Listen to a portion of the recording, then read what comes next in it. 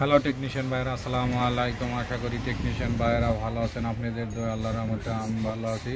তো টেকনিশিয়ান ভাই অনেক কয়েকদিন পর আপনাদের মাঝে ভিডিও নিয়ে আসছি। এই মুহূর্তে আমার হাতে একটি সেট আছে, স্যামসাং কোম্পানির একটি টাচ ফোন।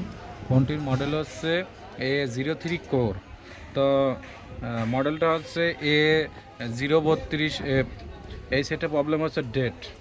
তো ডেট কী ধরনের ডেট হয়? অনেক ধরনের ডেট হয়, সফটওয়্যার জনিত ডেট হয় এবং আইসি জনিত ডেট হয়। তো এটা হচ্ছে আইসি জনিত সমস্যা, আইসি প্রবলেম। তো এর জন্য আমি সেটটি খুলে নিয়েছি। নেওয়ার পরে আমি পাওয়ার আইসিটা রিবলিং করে লাগাইছি। লাগানোর পরে তারপরে আমাদের এই যে 3টি পার্টস শর্ট ছিল। তো এই যে আমাদের এটা হচ্ছে চার্জিং আইসি। আমি চার্জিং আইসিটা পরিবর্তন করেছি। করার পরে তো আমাদের এই যে এখানে হচ্ছে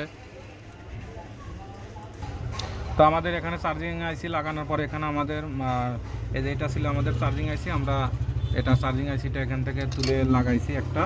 লাগানোর পরে এই দেখেন এই যে চার্জিং আইসিটা শর্ট ছিল, আমি এখান থেকে তুলে আবার এখানে একটি লাগাইছি। এটা নষ্ট হয়েছে আর এটা ভালো হয়েছে, আমি এখানে লাগাইছি। লাগানোর পরে এখানে ভিপিআইসি সমস্যা ছিল।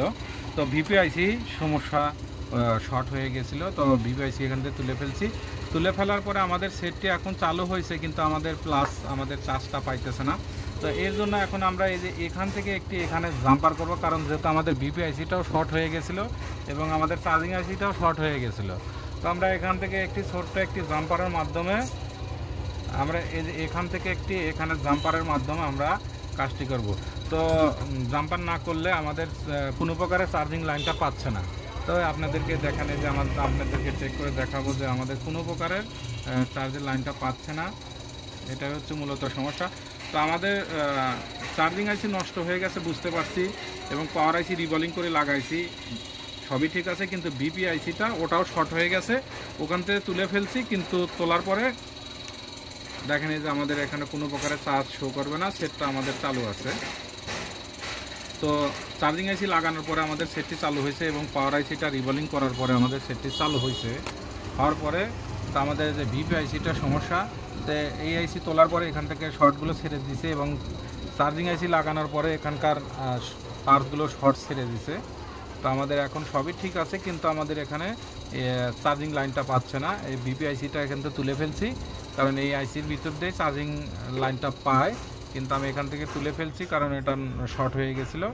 তো এখন এইখান থেকে আমি এখানে একটা জাম্পার করব। জাম্পার করার পরে আপনাদেরকে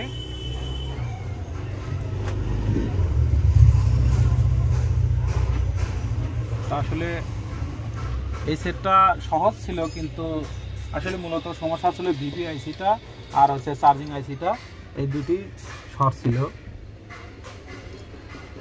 তো অন্য এক টেকনিশিয়ান ভাই কাজ করতে গিয়ে একদম জটিল করে ফেলছে। তো আসলে ছোট কাম কত সময় বড় হয়ে যায়। তো সকল টেকনিশিয়ান ভাইদের উদ্দেশ্য বলতেছি যে আপনারা দেখে শুনে কাজ বুঝে কাজ করবেন, অবশ্যই আপনাদের কাজ হবে।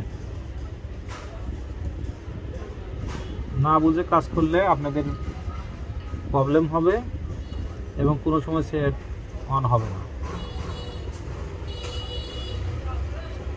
আমি এই যে এখানে দেখেন, এই যে এখান থেকে এখানে একটা জাম্পার করেছি, এখান থেকে এখানে একটা জাম্পার করেছি। তো এখন আমি এই যে চার্জে দিয়ে এখন দেখবো, চেক করে দেখবো। তো আসলে ওখানে ভিপিআইসি থাকে, ওই আইসিটা শর্ট হয়ে গেছিলো এবং চার্জিং আইসিটা শর্ট হয়েছিল। মূলত ভিপিআইসি এবং চার্জিং আইসি এই দুটি শর্ট ছিল। এই শর্টের কারণেই সেটা চালু হইতো না এবং চার্জে কোনো প্রকারে দেখাইতো না।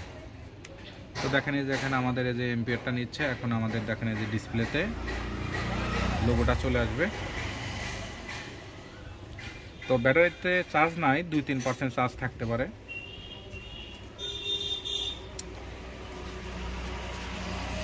কারণ সেটটি তো শর্ট ছিল, শর্টের কারণে ব্যাটারিতে চার্জ নাও থাকতে পারে। তো দেখেন এই যে আমাদের 12% চার্জ আছে মোটামুটি। তো আমরা দেখেন এই যে 12% চার্জ। তো এখন আশা করি টেকনিশিয়ান ভাইয়েরা আমার ভিডিওটি দেখে ভালো লাগলে লাইক, কমেন্ট এবং শেয়ার করবেন। আর ভিপিআইসি কীভাবে শর্ট করতে হয় আপনারা দেখলেন। তো আজকের মতো ভিডিও এখানে শেষ। আসসালামু আলাইকুম।